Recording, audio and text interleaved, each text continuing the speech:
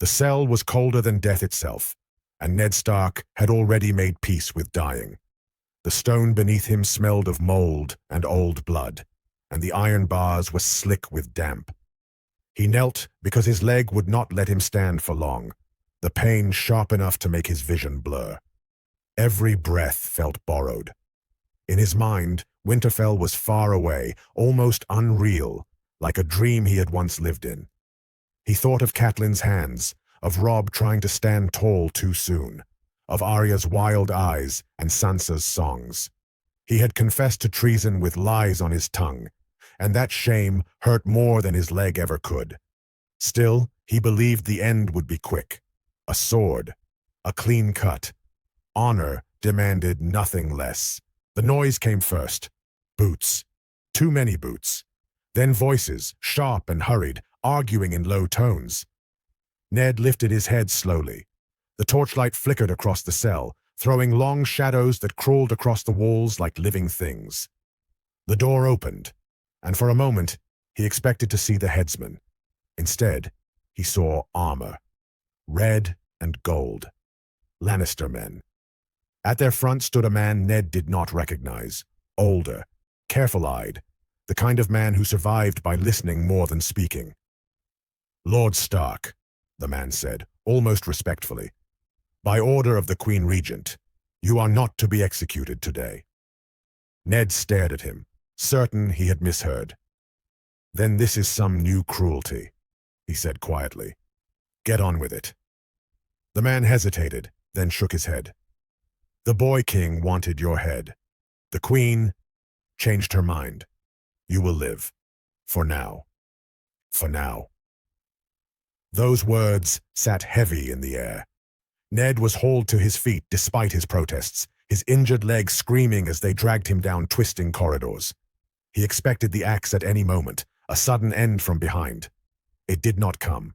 Instead, he was locked in another cell, higher, cleaner, with a single narrow window.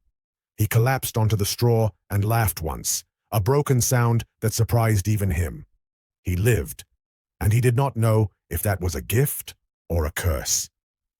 News traveled faster than ravens in King's Landing. By nightfall, whispers filled the Red Keep.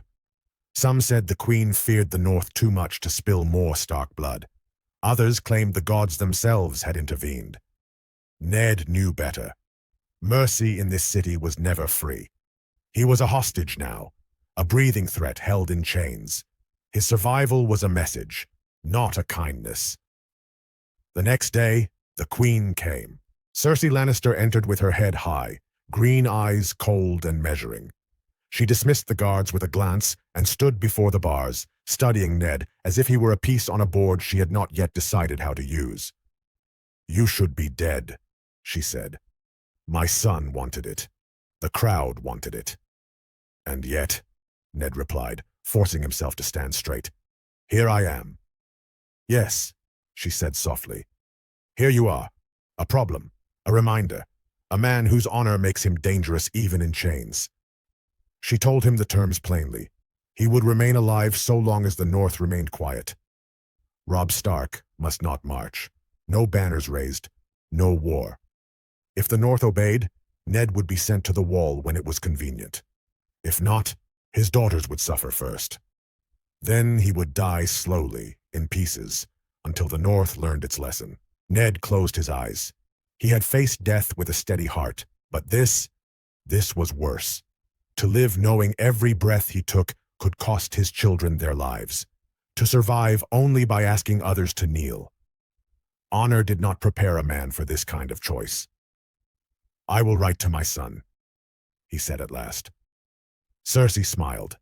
It did not reach her eyes. "You will write what I tell you to write."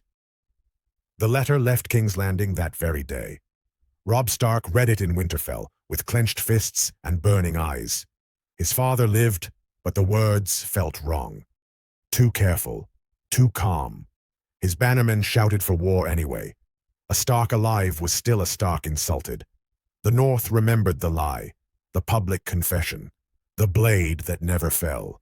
They smelled weakness in the South and blood in the air. In King's Landing, Ned felt it before he heard it. The tension changed. Guards became harsher, meals grew thinner, rumors slipped through cracks in the walls. The North was stirring, not marching yet, but sharpening itself, and every whisper made Ned's survival feel heavier. At night, he dreamed of ice falling anyway. He dreamed of Robb riding south with fire in his eyes. He dreamed of Sansa screaming his name as the crowd roared for death that never came. He woke each time with his heart racing, knowing one truth more clearly than ever. If he had died, the lines would have been clear. War or peace, vengeance or grief. But because he lived, everything twisted. Every choice now led to more blood, not less. His life had become a knife held to the throat of the realm. And somewhere deep inside, a thought began to grow, dark and unfamiliar. If honor could not protect his family, then perhaps honor was not enough anymore. The days blurred together after that, each one marked by the sound of chains and distant bells. Ned Stark learned the rhythm of captivity the way a man learns a new season. Mornings came with thin light through the narrow window and a bowl of watery porridge. Evenings came with silence, broken only by the soft cries of other prisoners deeper in the dungeons. He counted time, not by days, but by how often his leg throbbed, and how many times his thoughts circled back to his children. What troubled him most was not his own fate. It was the waiting, the not knowing. Every hour he lived was another hour Robb might decide patience was weakness. Another hour Arya might still be lost somewhere in the city, hunted or hiding. Another hour Sansa remained trapped among lions who smiled while sharpening their claws. Once, late in the afternoon, a familiar voice reached him through the bars. "Father." Ned turned so fast, his leg gave out beneath him. He caught himself on the wall, heart pounding. Sansa stood outside the cell, pale and thinner than he remembered, her hair pulled tight, her eyes red as if she had not slept. A guard hovered behind her, bored and alert at the same time. "Sansa," Ned said, his voice breaking despite his effort. "Gods, you're alive." She nodded quickly, stepping closer to the bars. "They said I could see you. Just for a moment." Ned reached for her hand through the iron, fingers closing around hers. She felt cold. Too cold. He wanted to pull her to him, to shield her the way he used to when she was small and afraid of storms. "They made you say it," she whispered. "Your confession. They told me if you didn't, they would hurt me." "I know," Ned said softly. "None of this is your fault." Her eyes filled with tears.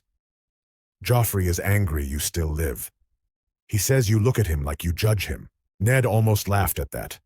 Almost. "A king should fear judgment," he said, then stopped himself. "Listen to me, Sansa. You must survive. Say what they want. Smile when they expect it. Do not provoke them." She nodded, though it was clear she did not understand how to be anything other than honest and hopeful. That frightened him more than any threat Cersei had made. When she was taken away, the cell felt emptier than before. Ned sat for a long time afterward, staring at the wall, replaying the conversation again and again.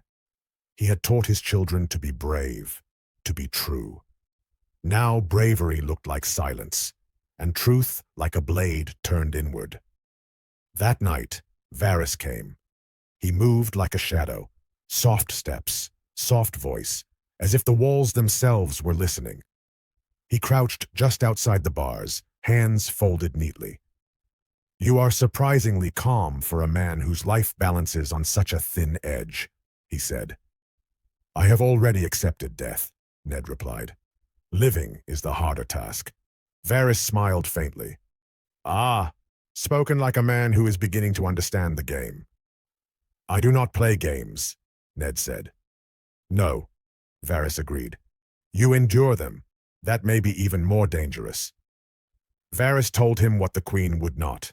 The North was restless. Ravens flew daily. Lords argued. Robb Stark was young, but not foolish. He listened, he waited. But waiting did not mean peace.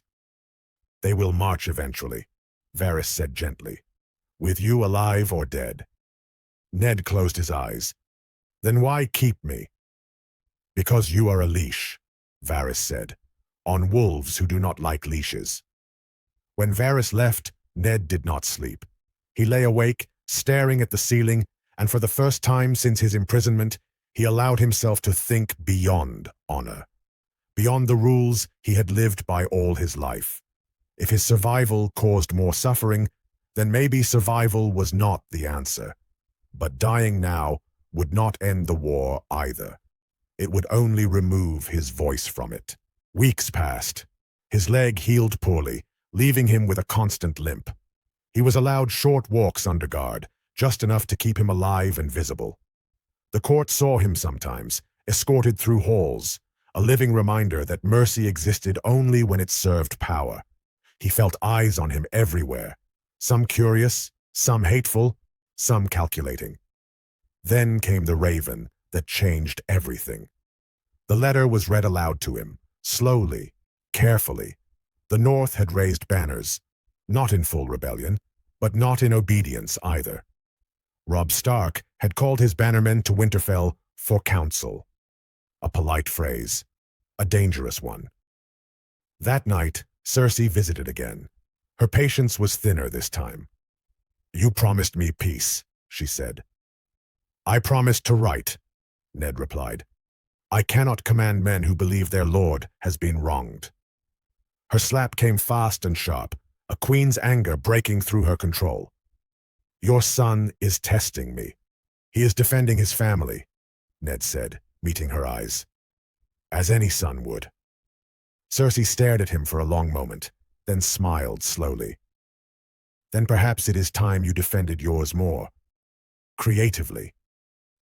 As she turned to leave, Ned understood something with terrible clarity. His life was no longer a shield. It was a weapon they intended to use until it broke. And if he did nothing, it would be his children who paid the price. The next morning, Ned Stark asked for ink and parchment. The request surprised his guards. It surprised the queen even more. Cersei assumed he wanted to beg, or plead, or write another carefully controlled message north. She allowed it, confident that a man in chains could only move where he was permitted to move. Ned did not beg. He wrote slowly, his hand stiff, his thoughts clearer than they had been in weeks. This letter was not for Robb alone. It was for the North itself. He chose his words with care, leaving spaces where meaning could breathe between the lines. He spoke of duty, of patience, of the dangers of rushing into war unprepared. But he also spoke of wolves, of winter, of remembering who they were. He reminded them that the North endured longer than kings and queens ever did. When he sealed the letter, he felt something loosen inside him. Not hope, resolve. The waiting after that was worse than before. Days stretched thin. Guards whispered more often. Once, he heard shouting echo through the Red Keep, followed by the sharp sound of steel. Something was shifting. The air itself felt heavier, like a storm gathering over Blackwater Bay. Then Joffrey came. He did not announce himself. He never did. He appeared one afternoon while Ned was walking under guard, his limp more pronounced than usual. The boy king wore crimson and gold, his mouth already curled in irritation. "So this is what mercy looks like," Joffrey said. "A traitor who still breathes." Ned bowed his head. Not deeply, just enough. "You look at me like you still think you're better than me," Joffrey continued, circling him. "Even now." "I look at you as a king," Ned said carefully. Joffrey laughed. "Liar. You look at me like I'm a child." The guards stiffened. Ned felt the moment tipping, fragile and dangerous. He chose his next words with the same care he once used when passing judgment in Winterfell. "Then prove you are not," he said. "A true king knows when to kill, and when not to." Silence followed. For a heartbeat, Ned thought Joffrey might strike him down right there, just to spite the world. But the boy's face twisted, uncertain, torn between rage and the need to feel powerful. I could have you executed tomorrow, Joffrey said. Yes, Ned replied. You could. And yet you're still alive. Yes, Ned said again. That answer, calm and unafraid, unsettled Joffrey more than any insult. He stormed away, shouting for wine, for music, for something to drown out the feeling Ned had planted in him. That night, Varys returned. You are a dangerous man, he said softly. Not because you plot, but because you endure. Ned looked at him. The North will not bend forever. No, Varys agreed. And neither will the boy king. Which means something must break. What do you want from me? Ned asked. Varys hesitated. That alone told Ned the truth before the words came. I want you to live, Varys said. Long enough to matter. They spoke of possibilities, of deals half made and secrets half known, of men in the city who remembered Eddard Stark as more than a prisoner. Nothing was promised. Nothing was clean. Ned listened, weighed, and for the first time in his life, did not dismiss the idea of working in shadows. When Varys left, Ned felt changed, not hardened, sharpened. Days later, another raven arrived. Robb Stark had marched, not south, west. The Lannisters had expected banners on the King's Road. Instead, the wolf moved sideways toward lands less guarded, less watched. A clever move, a dangerous one. Cersei's fury was quiet this time. That frightened Ned far more than shouting ever could. You misled me, she said. I warned you, Ned replied. The North remembers. Her eyes narrowed. Then your usefulness is nearly spent. As she turned away, Ned felt no fear, only clarity. If his life was a blade, then it was time to decide where it would cut. Because one truth had become impossible to ignore. If Ned Stark lived quietly, his family would die loudly. And if he was going to die anyway, he would choose how. The Red Keep changed after Robb marched west. Doors closed more often. Corridors emptied faster. Men stopped speaking when Ned passed, even the ones who once looked at him with quiet respect. Fear had settled into the stones, and fear always made people cruel or careless. Sometimes both. Ned was brought before the small council again, not as a member, but as a reminder. He stood at the edge of the chamber, leaning on his cane, while lords argued as if he were already a ghost. They spoke of supply lines, of gold, of how to crush a rebellion before it truly began. No one asked him anything. That was fine. Ned listened. Littlefinger's voice cut through the room like a blade wrapped in silk. He spoke of leverage, of hostages, of the value of keeping certain men alive just long enough. Ned met his eyes once, briefly, and saw amusement there. The same amusement that had betrayed him before. This time, Ned did not look away. That night, his cell door opened without warning. No guards, no announcement. Arya slipped inside like a shadow. For a heartbeat, Ned could not move. His mind refused to accept what his eyes saw. Then she was in his arms, thin and shaking, her face pressed against his chest, and he was holding her as if letting go might undo her existence. I thought you were dead, he whispered. So did they, she said. She told him everything in rushed fragments. The streets, the running, the hiding, the faces she wore, and the names she pretended were hers. She had survived by becoming smaller, quieter, sharper, listening the way he once taught her not to. Each word cut him deeper than any blade. They're going to kill you, she said finally. I heard them. Ned felt a strange calm settle over him. Then we must move faster. He did not ask how she had gotten in. He did not ask who helped her. Those answers could wait. What mattered was that Arya was alive, and because she was alive, he could no longer afford patience. He gave her instructions, not orders. Instructions spoken softly, urgently, the way a man speaks when time is already slipping through his fingers. She would leave before dawn. She would trust no one except the ones whose names he gave her, She would carry words, not letters. Words could not be intercepted, not be. "And you?" she asked, eyes fierce. Ned rested his forehead against hers. "I will stay." Arya hated that. He could see it. But she nodded, because she had learned too, that survival sometimes meant leaving others behind. When she was gone, Ned sat alone in the dark, heart pounding. For the first time since his arrest, he felt hope. Dangerous, fragile hope. The next day, he made his move. He asked to see the High Septon. The request confused everyone. That was why it worked. Under the cover of prayer and repentance, Ned spoke truths that sounded like confession, but were anything but. He spoke of the king's birth in careful, holy language, of sins hidden beneath crowns, of lies that poisoned the realm. He knew the men listening would not forget. Men who believed they spoke for the gods rarely did. By the time Cersei realized what was happening, the city was already whispering again. This time, not about mercy, about truth. Guards came for him that night, rough and silent. He was dragged through halls he once ruled, down to a chamber where torches burned too brightly. Cersei waited there, alone. "You should have died when you had the chance," she said. "So should many kings," Ned replied. She ordered his execution at dawn. As they locked him away for the final time, Ned felt no regret.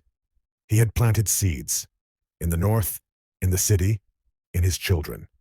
If he died tomorrow, the lie would die with him, and the truth would finally be free. Dawn came slow and gray, as if the sky itself hesitated to watch what was about to happen.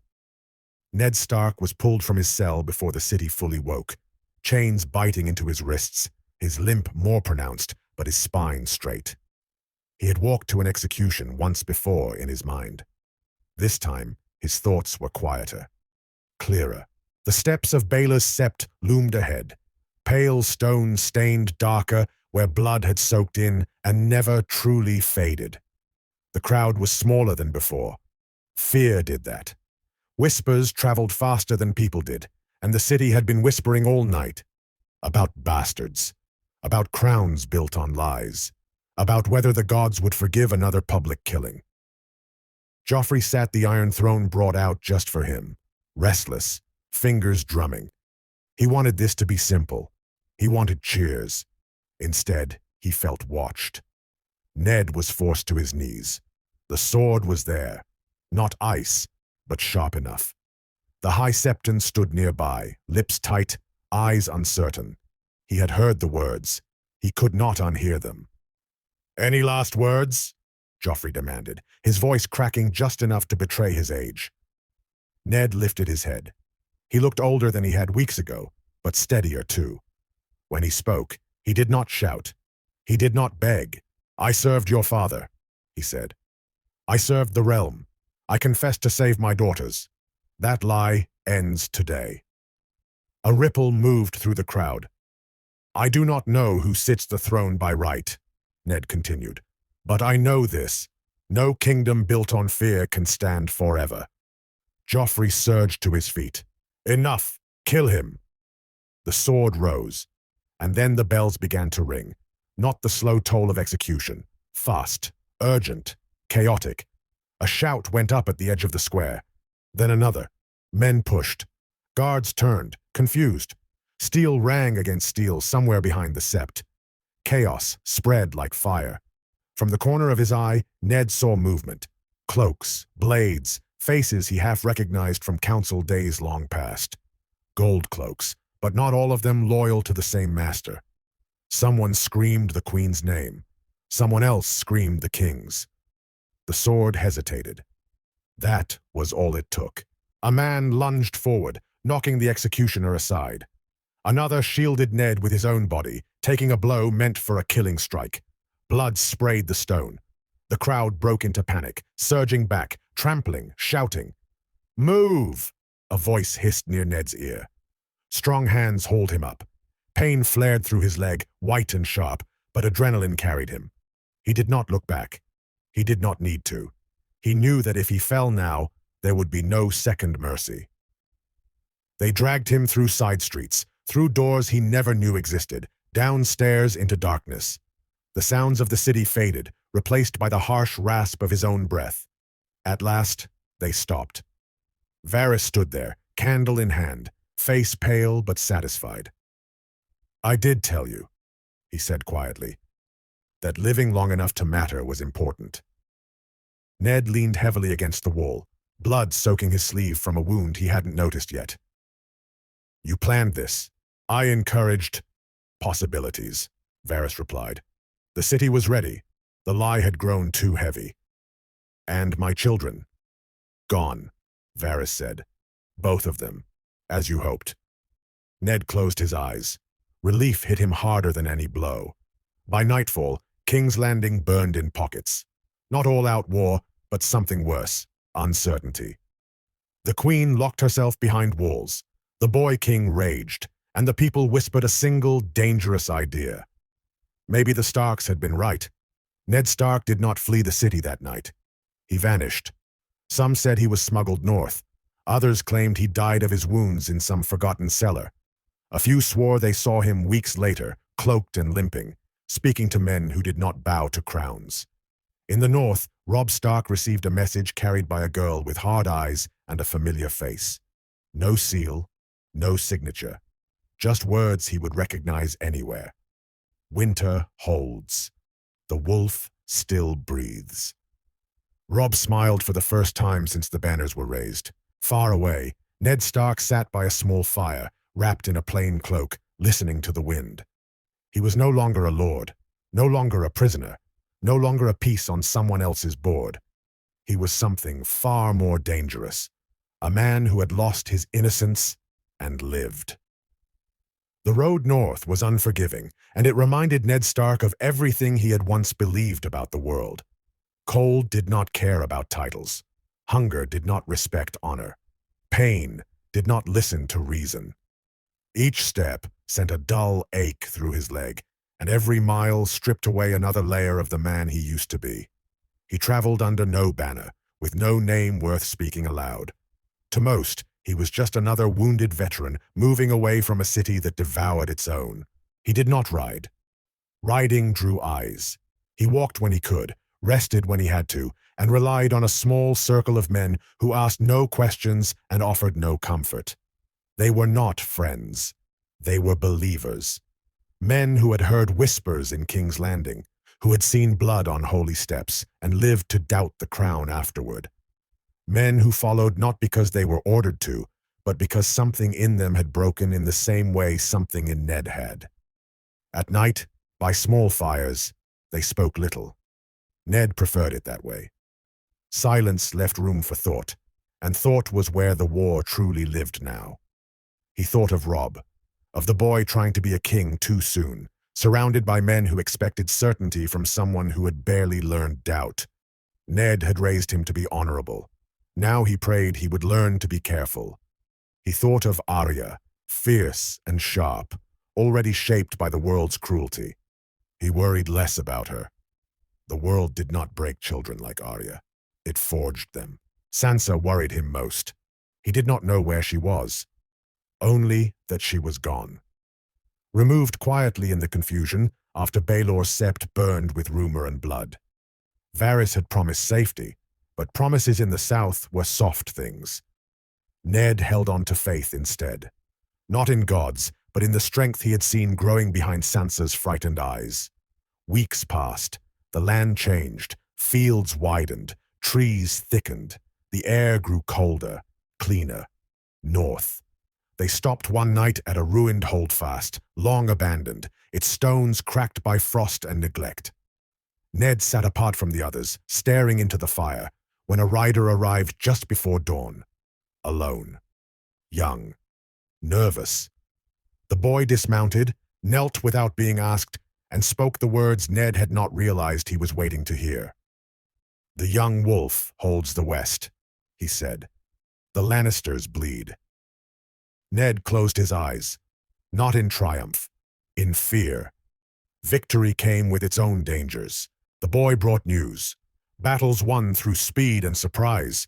Lords rallying not just for Stark blood, but for Stark justice. The North had not forgotten the confession. They had rejected it. To them, Ned Stark lived whether the South admitted it or not. That was when Ned understood the truth fully. He could not go home. If he returned to Robb's side, he would become a symbol too powerful to control. Every choice Robb made would be weighed against his father's presence. Every mistake would be blamed on him. The North needed a king, not a shadow behind one. So Ned did what he had never done before. He chose absence. He sent word to Robb through trusted hands. Not commands, not advice shouted from a father's pride. Just guidance. Quiet. Sparse. Enough to steady without controlling. Enough to remind without ruling. And then he turned east. War spreads outward, but rot spreads inward. Ned knew where rot was thickest. King's Landing would tear itself apart soon, but the lie that poisoned the realm had roots far deeper than one city. There were lords who knew the truth and hid it. Men who had chosen comfort over justice and convinced themselves it was wisdom. Those men were dangerous. Ned moved among small keeps and nameless villages, speaking to men who remembered the old days, who remembered a time before fear ruled louder than law. He did not announce himself. He listened. He asked questions. He judged quietly.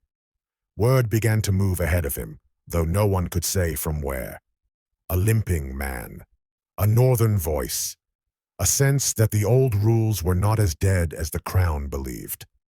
In the south, Cersei Lannister slept poorly. Joffrey grew more cruel, more erratic, sensing enemies everywhere but understanding none of them. The court devoured itself in whispers and accusations. No one spoke Ned Stark's name aloud anymore.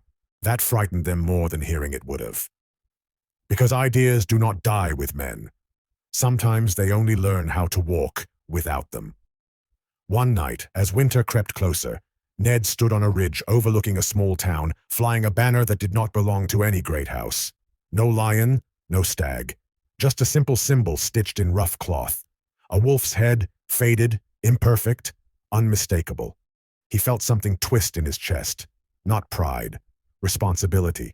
He was no longer fighting for thrones or crowns or even family alone. He was fighting for the space between fear and truth, for a realm that had forgotten what justice looked like when it was not wearing gold. Ned Stark had lived, and because he lived, the war would not end cleanly. Winter came the way it always did in the north, quietly at first, then all at once. Snow dusted the roads, then buried them. Rivers slowed, then froze. Armies learned that banners meant nothing when fingers went numb, and horses broke legs on hidden ice. Ned Stark watched it happen from the edges of the world he once ruled, never stepping fully into sight, never fully disappearing either. The war did not end with a single battle. It frayed. The West burned where Robb struck hard and fast, but even victories cost him men he could not easily replace. The South turned on itself. Lords whispered about succession, about legitimacy, about whether a boy king who ruled through terror could hold the realm together once fear lost its edge. Some bent the knee out of habit, others did it out of exhaustion, and some did not bend at all. Those were the ones Ned sought. He met them in ruined halls and frozen barns, in septs where the gods listened more than they spoke. Men and women who were tired of choosing between cruel rulers and bloody rebellions. People who remembered a time when justice meant more than survival. He never promised them victory. He never promised them safety. He promised them truth. That was enough. In the north, Robb Stark learned to be a king the hard way. Each choice cost him sleep. Each victory took something from him that never came back. He won battles, but he lost illusions. He began to understand what his father had carried all those years without complaint. When word finally reached him, whispered, uncertain, carried by 3 different mouths before he believed it, that his father still lived somewhere beyond banners and crowns, Robb did not ride to find him. He understood the lesson. Sansa emerged far from the capital, changed in ways no song could fix. She learned to read people the way others read maps. She learned when silence was a shield and when a smile was a weapon. By the time the world noticed her again, she was no longer a girl anyone could easily cage. Arya never stopped moving. She never stopped learning. Somewhere between cities and shadows, she stopped running from death and started walking beside it. And Ned Stark watched all of it from a distance, heart heavy and steady all at once. There came a winter night when the wind howled so loudly it drowned thought itself. Ned stood alone on a hill overlooking a frozen crossroads, a place where armies had once marched and died for kings who were already dust. He leaned on his cane and listened to the storm, to the deep, endless sound of the north breathing. He thought of the man he had been, Lord of Winterfell, Hand of the King, prisoner, condemned. That man was gone.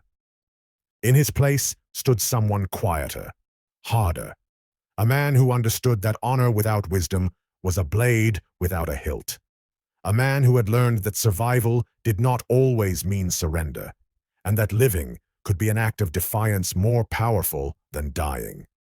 The realm would go on fighting. It always did. Crowns would change hands. Songs would be sung wrong. History would be written by people who were not there. But something had shifted.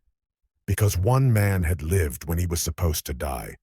Because the lie had been challenged and never fully buried again. Because the North remembered, and the South began to fear remembering too much. As the storm eased and the world settled into white silence, Ned Stark turned away from the crossroads and walked back into the dark, leaving only footprints that would be gone by morning. He did not need statues. He did not need songs. He had changed the course of the war simply by refusing to vanish when the sword was raised. And that, more than any execution, would haunt the Seven Kingdoms for generations to come.